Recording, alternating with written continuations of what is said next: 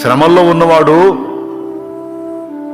కుమిలి కుమిలి ఏడ్చి చావా బతుక అన్న అన్వేషణలోకి వెళ్ళాడంటే, దేవుణ్ణి ఎరిగిన వాడై ఉండి కూడా అలాంటి ఆలోచనలోకి ఒక వ్యక్తి వెళ్తున్నాడు అంటే నమ్మినట్టా నమ్మనట్టా?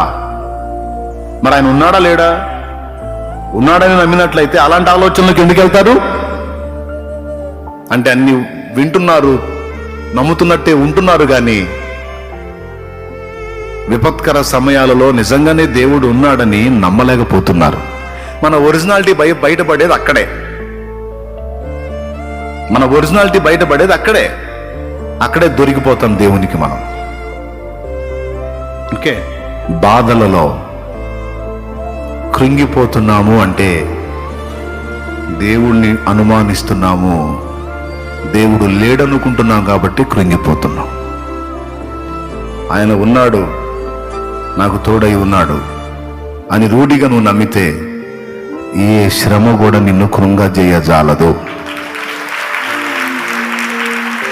శ్రమ వచ్చింది అంటే దేవుని అద్భుతం చూసే అవకాశం ఒకటి వచ్చింది అనుకోవటమే. హల్లెలూయా.